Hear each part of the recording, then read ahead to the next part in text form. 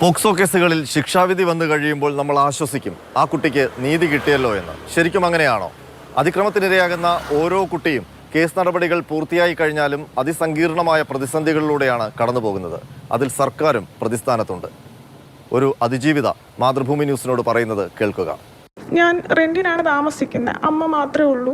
അപ്പോൾ അമ്മയുടെ ഒരു തുച്ഛമായിട്ടുള്ളൊരു വരുമാനത്തിലാണ് ഞങ്ങൾ പോകുന്നത്. പിന്നെ ഞാനിപ്പോൾ ഡിഗ്രി പഠിച്ചു കഴിഞ്ഞ് നിൽക്കുകയാണ്. അപ്പോൾ എനിക്കിനി തുടർന്നൊരു കോഴ്സിന് ചേരണമെങ്കിലും അതിന് ഫീസ് വേണം. അത് കൊടുക്കാൻ പോലും ഇല്ലാത്തത് കൊണ്ടാണ് ഞാനിപ്പോൾ മുന്നോട്ട് പഠിക്കാനോ ഇങ്ങനെ വീട്ടിൽ തന്നെ ഇങ്ങനെ നിൽക്കുന്നത്. സംസ്ഥാനത്ത് പോക്സോ കേസുകളുടെ എണ്ണം 2019 1262 ആയിരുന്നത് കഴിഞ്ഞ വർഷം 1694 ശിക്ഷിക്കപ്പെടുന്ന കേസുകളുടെ എണ്ണവും അതനുസരിച്ച് കൂടുതലാണ്.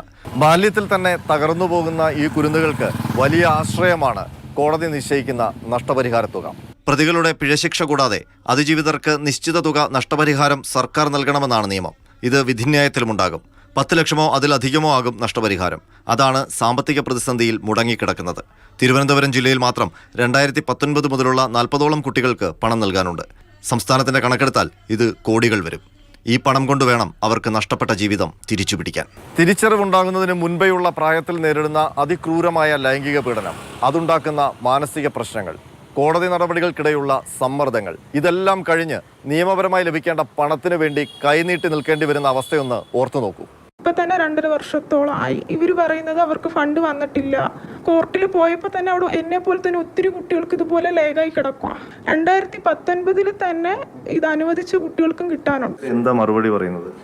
ഇവർ പറയുന്നത് ഇവിടുത്തെ ഓഫീസിൽ അവർ പറഞ്ഞ അവർക്ക് ഫണ്ട് വന്നിട്ടില്ല, ഫണ്ട് വന്നാലേ തരാൻ പറ്റുള്ളൂ, അവർക്കല്ലാണ്ട് ഫണ്ട് വന്നാലും കയ്യിൽ വെച്ചുകൊണ്ടിരിക്കാനൊന്നും പറ്റത്തില്ല എന്നുള്ള രീതിയിൽ. നമുക്കെന്തോ അത് കേൾക്കുമ്പോൾ നമുക്ക് തന്നെ ഒരു സങ്കടം ഇങ്ങനെ തോന്നും. എനിക്കെന്നല്ല, ഞാൻ പറഞ്ഞില്ല, ഒത്തിരി കുട്ടികൾക്കുണ്ട്. അവരും എന്നെ പോലെ ഒത്തിരി ഇത് വേണം, അത്യാവശ്യത്തിലുള്ള കുട്ടികളായിരിക്കാം.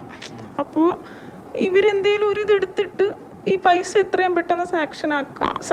എൻ്റെതിപ്പോൾ സാങ്ഷൻ ആക്കിയിട്ടുണ്ട്, പക്ഷെ ഫണ്ട് അവർ അനുവദിക്കുന്നില്ല, ഫണ്ട് വരുന്നില്ല.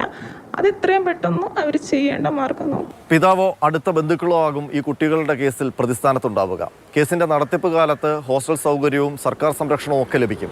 അതിനുശേഷം ഈ കുട്ടികൾക്ക് എന്ത് സംഭവിക്കുമെന്ന് ചിന്തിച്ചിട്ടുണ്ടോ?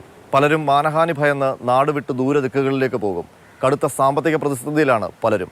അങ്ങനെയുള്ളവർക്ക് വലിയ ആശ്വാസമാണ് ഈ ധനസഹായം. കാരണം ഒരു എസെൻഷ്യൽ ഫണ്ടാണത്. കാരണം സമൂഹം പരാജയപ്പെട്ട്, ഗവൺമെൻറ് പരാജയപ്പെട്ടാണ് ഒരു കുട്ടി അതിക്രമത്തിനിരയാവുന്നത്. എന്നിട്ട് ആ കുട്ടിക്ക് കോമ്പൻസേഷൻ കൊടുക്കാനുള്ള നിയമപരമായ ഉത്തരവാദിത്തമാണ് അവിടെ നടത്താതെ പോകുന്നത്. അതിജീവിതയായ ഒരു കുട്ടിയാണ് പൈസ അന്വേഷിച്ച് വരുന്നത്. ഞാൻ അതിക്രമത്തിനിരയായതുകൊണ്ട് പൈസ തരുമെന്ന് പറയേണ്ടി വരുന്ന അവസ്ഥ അത് വളരെ ബ്രൂട്ടലാണ്. പെൻഷൻ മുടങ്ങിയാലും ശമ്പളം മുടങ്ങിയാലും വലിയ സമരങ്ങളും പ്രതിഷേധവും ഒക്കെ ഉണ്ടാകും. അങ്ങനെ ചെറുവിരൽ സമ്മർദ്ദം പോലും ചെലുത്താൻ സാധിക്കാത്ത സാധുക്കളാണ് നിങ്ങളുടെ മുന്നിൽ കൈനീട്ടി നിൽക്കുന്നത്.